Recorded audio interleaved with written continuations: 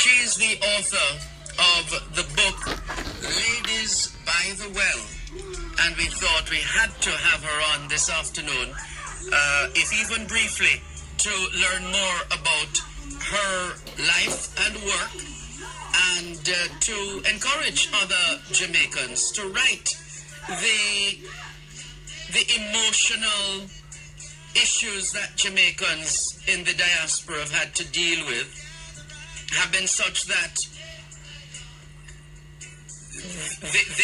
some of them cannot cope and do not cope and have not been coping. And there are various coping mechanisms used by those who have been coping, and one of them is writing. We want to encourage more of our people to write. So let's say hello and good afternoon to Sophia Lorraine Green, author of Ladies by the Well. Good afternoon. How are you? Blessed good afternoon. I'm doing great. Thank you so much for joining us. First up, some background. Where in Jamaica are you originally from? Okay, originally I was born in Kingston, Jamaica, Jubilee Hospital, of course. Mm-hmm.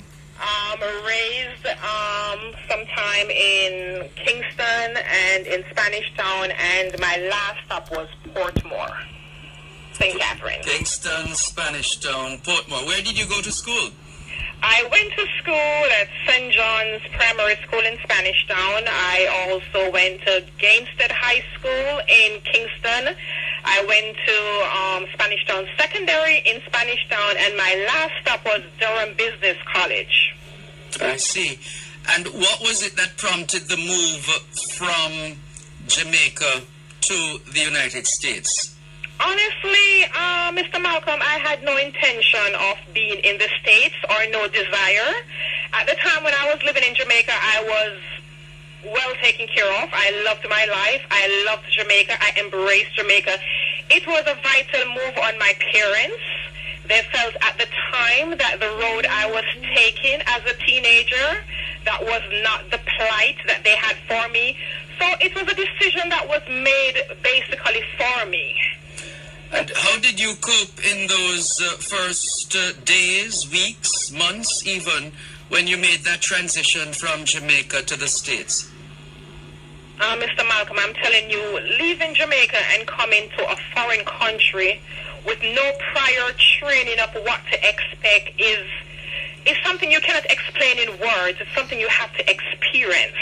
There's no preparation for going into a country that has nothing to do with your culture, nothing to do with your weather, nothing to do with how you was raised. It was like being thrown. I can relate what slavery is about. I'm not putting a bad note on America. Don't get me wrong. I'm very, very, very honored for the experience to be here. But that was the only time I could really relate to what slavery meant, what an indentured slave go through, because it was totally the opposite for how we were raised in Jamaica. At what point did you decide exactly what you wanted to do in life, or are you there yet? I think I'm on the road to the mission that I want to go towards. I've always wanted to give back to Jamaica. Jamaica is a place that I love. Like I tell people all the time when I meet them, my body is in a foreign country, but my soul is in Jamaica. It's a place where it's a place of home. It's a place of love.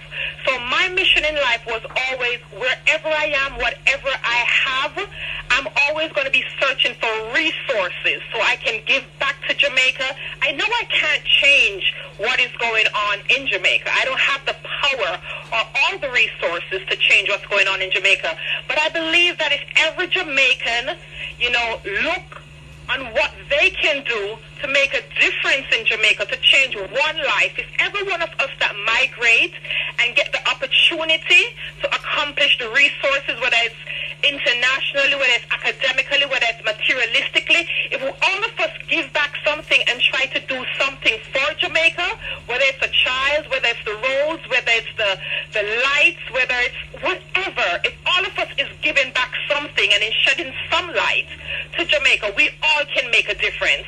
So that's what I'm trying to do. I know I cannot do it by myself, but I'm not going to let that deter me from not playing my part in my beautiful island of Jamaica.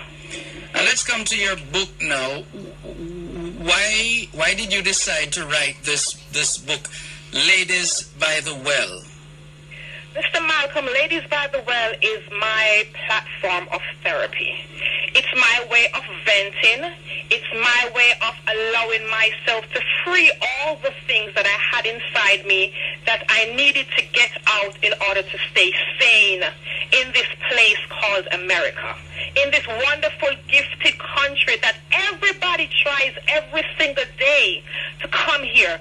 People risk their life to come to America, only to find out that the risk that they had taken is all an illusion.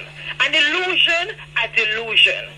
So it was my way of staying sanity, staying anchored, and my way of figuring out where do I go from here. So the book was basically my story, explaining my journey, so someone that's going to travel this journey can at least get an insight of what is to come. Clearly you're not alone, because it's not Lady by the Well, it's Ladies by the Well. So who are these other ladies? All these ladies are your mother, your sister, your wife, every female. We're all connected. We're all connected, and it's not only for women, Mr. Malcolm, it's for men.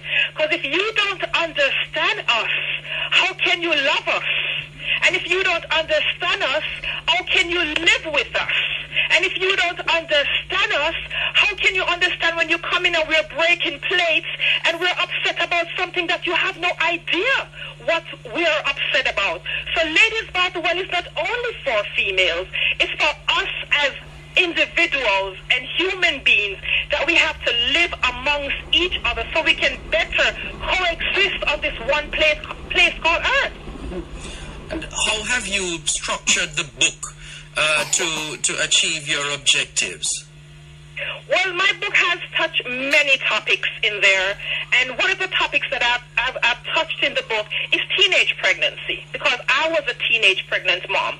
This is a plight in our country now and around the world where we're having a lot of teenage pregnancy, and it's something that we need to speak about. It's not something that needs to be pushed underneath the carpet. Many, many years ago when I got pregnant, I had to leave high school because I was pregnant, but the father was allowed to finish school. That's not fair. And at that time I said to myself, we need to have school in place that when young girls get pregnant, they can further their education, they can have a support group, so they can still, while they're going through the pregnancy, still, go forward for what they want to achieve. And now I see where Jamaica have it in place. But at the time when I said it, at 1985, I was told by my principal at the time, Mr. Genier, that it will never happen in Jamaica. Unfortunately, Mr. Genier didn't live to see that happen. But now we realize that this is something that we cannot hide from. It's a discussion we must have. People are going to have sex. Teenagers are going to have sex. And we need to educate, not eradicate, but we need to educate our young people and let them know there's a responsibility that comes with having sex.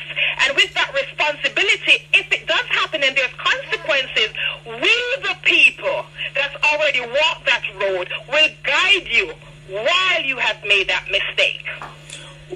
Where can persons get copies of Ladies by the Well?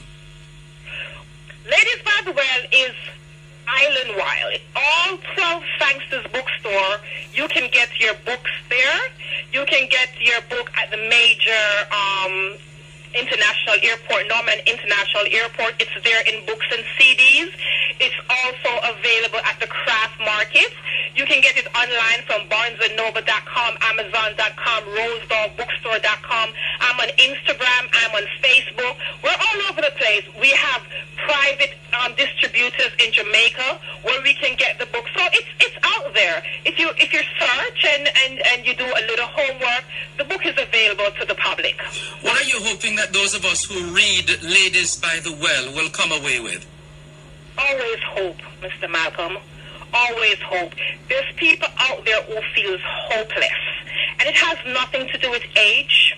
It has nothing to do with gender. It has nothing to do with what class you're from, what race you are.